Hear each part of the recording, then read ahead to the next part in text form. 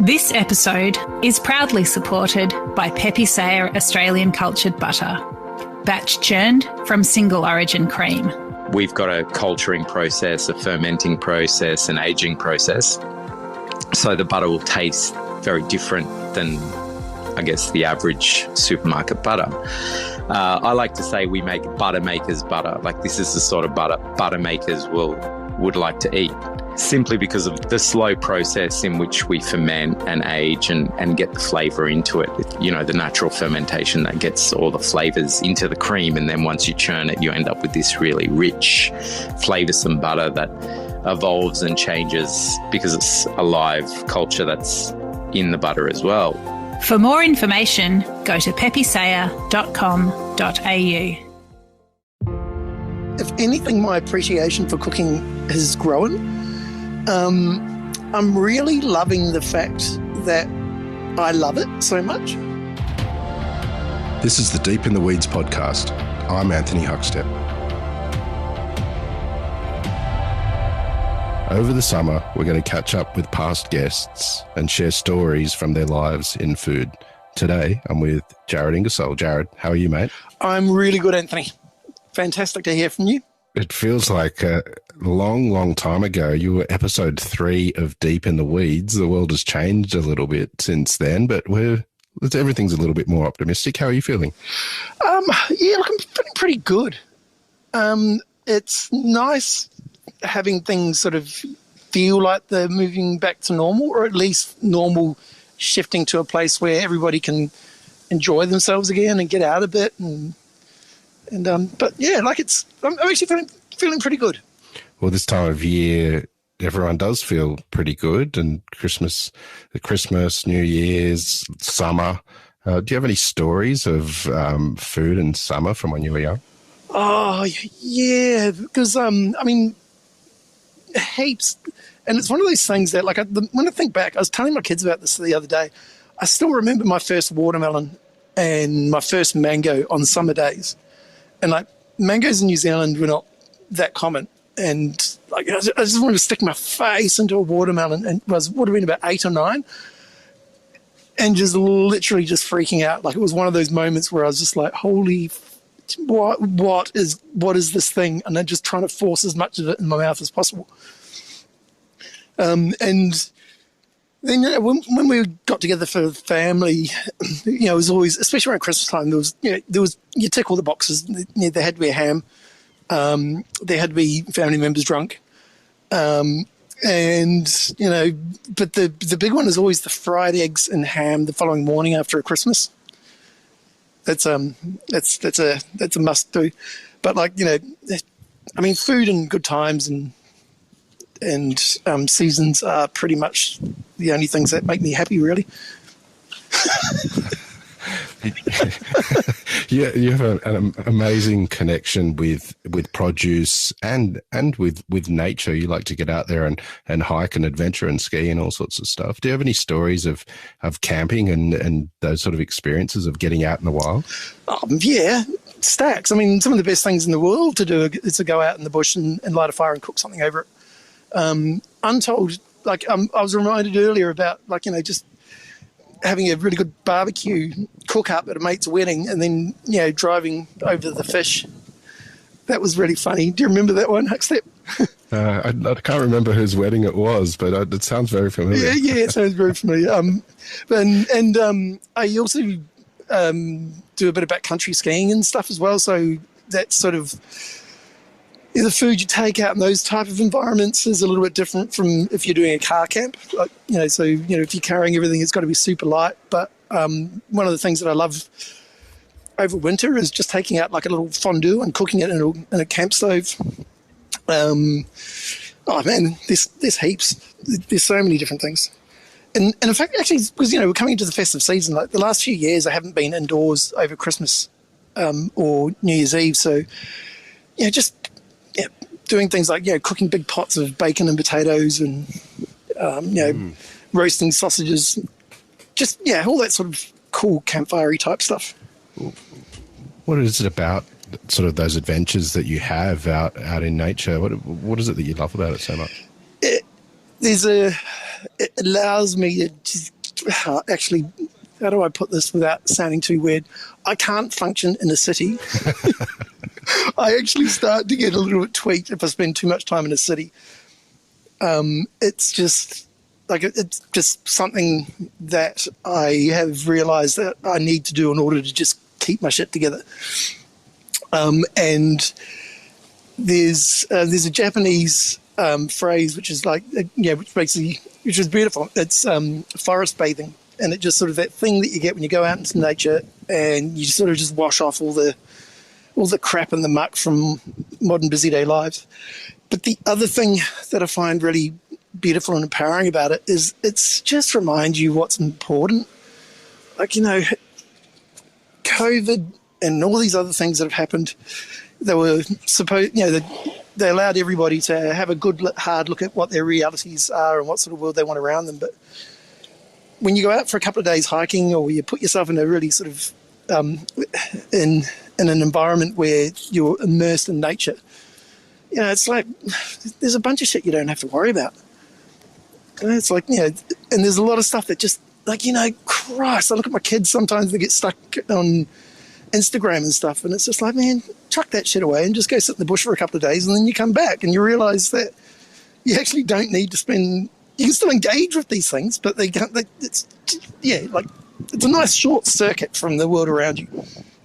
Circuit breaker, that's the word I was looking for.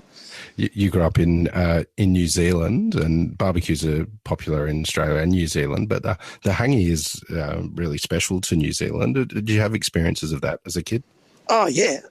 I was actually going to touch on that before, but hangis are awesome. And what I think that a lot of people don't realise is it's not just a case of just digging a hole, chucking stuff in and burying it up. The best hangis that I've been to, like, you start building a fire the day before and you're heating up the rocks and it takes a really long time. So there's always crates of beer and everybody's, playing guitars, singing songs. So it's not like you just turn up and then switch on the gaslit barbie and then you're eating an hour later. There's like, a few days of preparation and planning into it.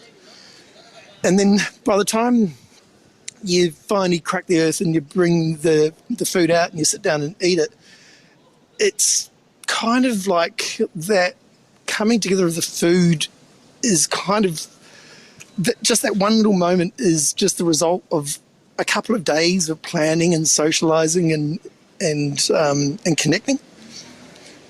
And it's a pretty special thing. And I know people there are these contraptions out there about, how you can make hangi faster and gas-fired hangis and stuff. And it's like, for me, it kind of misses the point. It's not just about eating something that was cooked a particular way. It was about embracing the time that it took to prepare that meal. You've done all sorts of amazing things in your career, but one of the real trademarks of what you did was that your ability to cook for a lot of people, and particularly over fire and in outdoor areas and stuff like that. A lot of people are cooking for a lot of people at this time of year. What's the advice from you about making that a real success? Logistics, whenever you're doing anything for big numbers, logistics are everything. So there's timing and all that sort of stuff. And when you're doing like I've done a few big outdoor events, like I did Dartmouth one year. So things like how much wood are you going to use when you're basically cooking over fire for thousands of people for 3 days.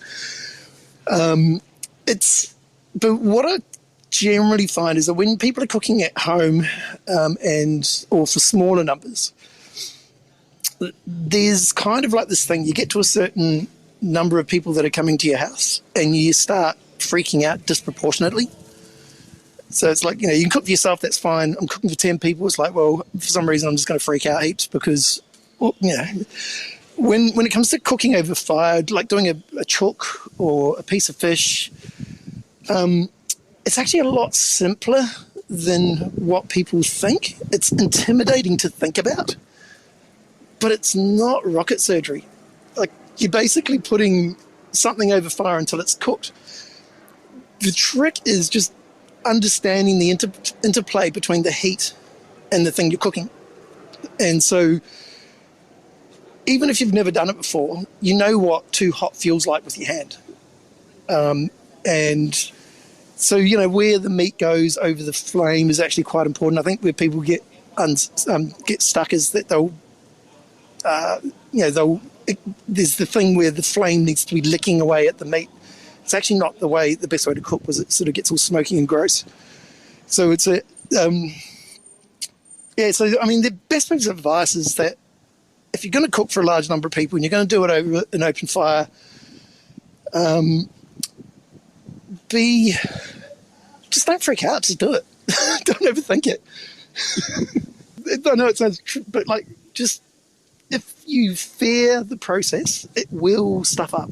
Food can smell your fear. If you just approach it in a nice, relaxed way, then you'll have fun. At the heart of your cooking was always quality produce first, and then sort of try to do as little to it as possible. What food or produce yells summer to you? Oh, man. It's, tomatoes. Tomatoes, stone fruits. People go nuts for oysters for some reason over Christmas, and I find that quite often I prefer them in the cooler months and the nicer to eat. Ham, just because I was brought up with it, and there is absolutely no reason why we have to eat salted pork on Christmas Day, other than Mum told me to, so I still do it. We've got heaps of seafood at our fingertips. So seafood's always something that sort of, for some reason, just pops up a lot more in the summer months. You've got a couple of kids. What are you planning on cooking this summer? The boys. Look, I'll be honest with you. They eat pretty well. They're not.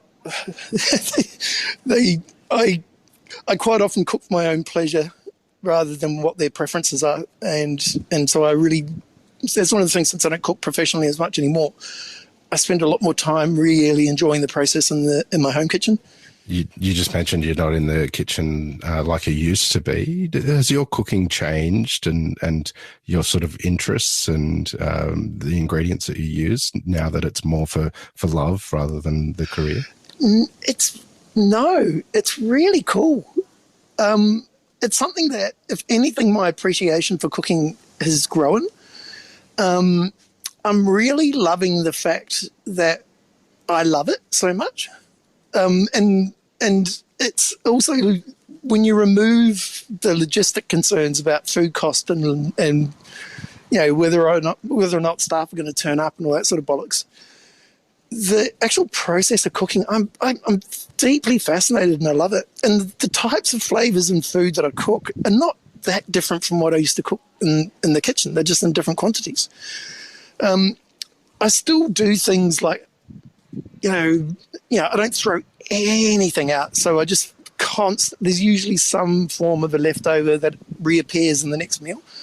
And it could be like, if I made a little bit too much dressing, I'll just change the flavor profile or it might turn into a marinade, or I've still got random jars of weird pickles and stuff that, some of them can't remember what's in them. But they will end up being in a meal. I think one of the things I really notice is you don't have the same ease of access to really high quality produce out here as a punter. I was really spoilt with picking up the phone and getting the best of anything delivered to me, and so that kind of sucks being a normal person. You've got a role with Canva at the moment. You've been heading the sort of sustainability drive, and they've got a huge food program and stuff as well. What have you been doing, and what sort of impact has it had? That's been, it's really quite fascinating. And this is probably a long conversation, but the easiest thing, actually probably the most successful thing that we've really focused on, is just changing the relationships that we have with our supply chain. And so Mark Hanover is the head chef there. He's really, really drilled down on those relationships, and the way that that's manifesting is that we there's a farm that we buy 80% of our produce from, and working on a financial model that allows them to exist, which is good, but also scale and grow and not just be reliant on one customer like Canva. We're looking at the way we're purchasing our proteins. So we're now starting to use a similar type of arrangement where we're actually paying for animals and we're making commitments in advance. And so and what that means is then rather than the normal model of a farmer rearing a head of beef, hoping he can sell the different bits, we actually went, okay, well, we want a bunch of cows, ducks, chickens, pigs. Canva is not interested in the eye fillets or the high volume, high price cuts. So we pay in advance for all the cheaper stuff. So then that farmer has now got that grower has now got that whole relationship with us has been de-risked. And it hasn't cost us anymore. It's actually worked out to be quite a good way of purchasing. We're also working with native grains and native ingredients, and so there's other direct procurement strategies that we're working on that we employ and embrace. We're doing a lot of work to make sure that nothing is wasted as well. So we've got relationships with Oz Harvest. We support charities with any excess supply. We compost everything. We've got bees. What else is there? But in addition to what's just happening in the office, we're really focusing on projects that have a carbon story to it, and food and agroforestry. So we're looking at some really, really fascinating opportunities there. So it's a funny thing going from a chef to now heading sustainability for a tech company, but it's kind of, when you unpack it all, it says basically, understand your relationships, care about what you're buying, don't be excessive, don't waste anything, and be nice to each other. Now that we're in 2022, what are you looking forward to in the next year? I want to see more of the people that mean a lot to me. And it's really sort of, I've got, beautiful friends that you sort of get sidetracked with life, and you sort of, you forget about the quality of the relationship. And so that's something I'm really looking forward to in 2022. That, and also try to figure out how to not have gravity affect my body in the same way as it has in the last couple of years. It's been a little bit depressing. So I want to try and figure out the Benjamin Button routine. I don't know. Well, that wedding that you spoke of, where you cooked with three other amazing chefs, and you accidentally drove over a whole fish, that may or may not have been my wedding. I can't say, but Jared, it's amazing to catch up with you, and very much looking forward to seeing you again. We've loved having you on the summer edition of Deep in the Weeds. Keep in touch, and we'll catch up again soon. Beautiful. Thanks, Anthony, and catch you later. This is the Deep in the Weeds podcast. I'm Anthony Huckstep.